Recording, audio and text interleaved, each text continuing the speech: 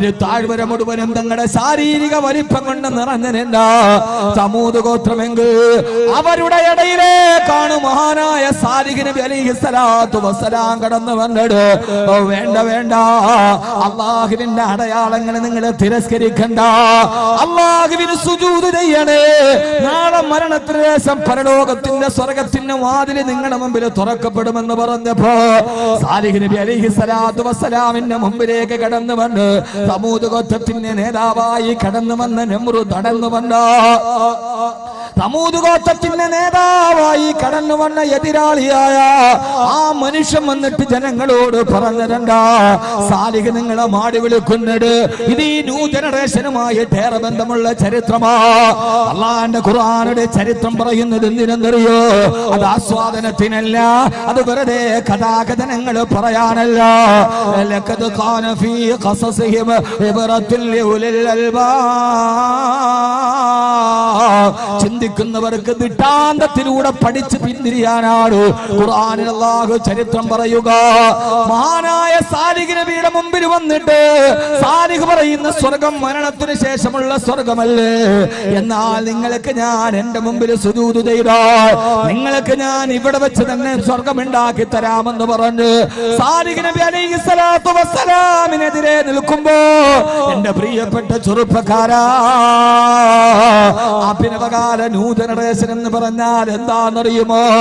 New generation എന്ന് പറഞ്ഞാൽ എന്റെ തന്നെ ഭാഷയിൽ ഞാൻ തന്നെ പറഞ്ഞാൽ അണുകുടുംബത്തിൽ ജനിച്ചിട്ട് ആധുനിക രാസവള നിർമ്മാണശാലയിലെ ഉപോൽപ്പന്നം പോലെ KFCയും ബർഗറും പിസ്സയും മാത്രം തിന്നു പഠിച്ചു പോയാ രാവിലെ കിടക്കപ്പായിൽ എഴുന്നേറ്റാൽ മൊബൈൽ ഡാറ്റയിൽ ബാക്കി എത്ര GB ഉണ്ടെന്ന് തിരഞ്ഞു നടക്കുന്ന, മൊബൈൽ ഡാറ്റ തീർന്നു പോയാൽ അച്ഛൻ മരിച്ച വീട് പോലെ വിശാലത്തോടെ നടന്നുപോയി മൊബൈൽ ഡാറ്റ ദിവസവും രാവിലെ റീചാർജ് ചെയ്ത് പാതിരാത്രി വരെ ലോകത്തുള്ള 140 രാട്ടത്തിൽ ഏതൊക്കെ പെണ്ണ് തുണി ഉരിഞ്ഞാടിയാലും അത് തന്റെ കടപ്പറയിലിരുന്ന് ലൈവായി കണ്ടുകൊണ്ടിരിക്കുന്ന കണ്ട് എല്ലാ ആധുനിക രതിവൈകൃതങ്ങളും തന്റെ ജീവിതത്തിലേക്ക് കടത്തിക്കൊണ്ടുവന്ന് അവസാനം പാതിരാത്രിയാകുമ്പോ പാതിരാ സമയത്ത് തുമ്പിൽ വെച്ചിരിക്കുന്ന ലാപ്ടോപ്പിന്റെ ഡെസ്ക്ടോപ്പിലേക്ക് തളർന്നു മയങ്ങി വീട് അതിൽ കിടന്നുറങ്ങി രാവിലെ കിടക്കിന്റെ ചക്രവാളത്തിൽ സൂര്യോദയം വന്നാൽ ആ സൂര്യോദയം പോലും തിരിച്ചറിയാതെ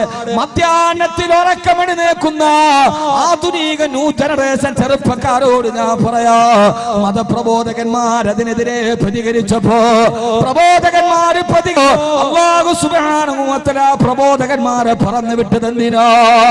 ഇദാ ലഹറത്തിൽ ബിദഉ ഫസക്കത്തൽ ആലിമു ഫഅലൈഹി ലഅനത്തുല്ലാഹ്. നാട്ടിൽ മുഴുവനും പ്രശ്നങ്ങൾ ഉണ്ടാവുകയും നാട്ടിൽ മുഴുവൻ അശ്ലീലതകളും അരാജകത്വം നടമാടുകയും ആ അശ്ലീലതകളെതിരെ പ്രതികരിക്കേണ്ട ഫസക്കത്തൽ ആലിമു, ആലിമീങ്ങളും പണ്ഡിതന്മാരും മൗനം അവലംബിച്ചാൽ ഫഅലൈഹി ലഅനത്തുല്ലാഹ്, അവരിലേക്കാണ് അല്ലാഹുവിന്റെ ശാപമാദ്യം ഇറങ്ങുന്നതെന്ന് അല്ലാഹുവിന്റെ റസൂൽ നബി മുഹമ്മദ് മുസ്തഫ, അല്ലാഹുവിന്റെ റസൂൽ നബി മുഹമ്മദ് മുസ്തഫ സല്ലല്ലാഹു അലൈഹി വസല്ലമയുടെ വാക്കുകൾ കേട്ട് പരിഭ്രാന്തിയോട് ഈ സമൂഹത്തിന്റെ അശ്ലീലതകൾക്കെതിരെ പ്രതികരിക്കുമ്പോ അഭിനവകാല ന്യൂ ജനറേഷൻ ചെയ്തതെന്നറിയോ? അല്ലാഹുവിന്റെ മഹത്വത്തെ പറഞ്ഞ പരലോകത്തിന്റെ ഭയാനകതകളെ പറഞ്ഞ പ്രവാചകൻ സല്ലല്ലാഹു അലൈഹി വസല്ലമയുടെ സുന്നത്തിനെ പറഞ്ഞു കൊടുത്ത പ്രബോധകന്മാർക്കെതിരെ ദൈവിക നിരാസത്തിന്റെ ഡിംഗമതം ഉണ്ടാക്കിയിട്ട് ആദ്യമായി നമ്മുടെ കേരളത്തിലെ ന്യൂ ജനറേഷന്റെ പുതിയ സംഭാവന ഏതെന്നറിയോ? ഡിംഗമതം എന്ന് പറയുന്ന മതമൂല്യങ്ങളെ തളർത്തിക്കളയാൻ, മതനിരാസതയുടെ ലേബലുകൾ അടിച്ചേൽപ്പിക്കാൻ ഡിംഗമതം എന്ന പേരിൽ പണ്ടേതോ ബാലചിത്രമാസികയിലെ കാർട്ടൂണിലെ കഥാപാത്രമായിരുന്ന ഡിങ്കന്റെ പേരിൽ ഒരു മതമുണ്ടാക്കിയത് കേരളത്തിന്റെ ജനതയതിന്റെ പുറകെ പോയെങ്കിൽ എന്റെ പ്രിയപ്പെട്ട സഹോദരാ, അഭിനവകാല ന്യൂ ജനറേഷനോട് പറയാ, ഡിംഗമതം എന്ന പേരിൽ മതത്തിന്റെ മൂല്യങ്ങളെ പരിഹസിച്ചു കൊടുക്കാൻ ഈ ലോകം സൃഷ്ടിച്ച അല്ലാഹുവില്ലെന്ന് പറയാ ഡിംഗമതം സ്ഥാപിച്ചവരോട് എനിക്ക് പറയാനുള്ളതേടെന്നറിയോ? പരലോകത്തെ നിങ്ങൾ നിഷേധിച്ചാലും അല്ലാഹുവിനെ നിങ്ങളെ നിഷേധിച്ചാലും ഇതിനേക്കാൾ നിങ്ങളെക്കാൾ വലിയൊരു ജനറേഷൻ കടന്നു പോയിട്ടുണ്ട്. അവരാരാന്നറിയോ? അവരാരാന്നറിയോ? ഫിർഔന ദിൽ ഔതാദ്, العباد الذين طغوا في البلاد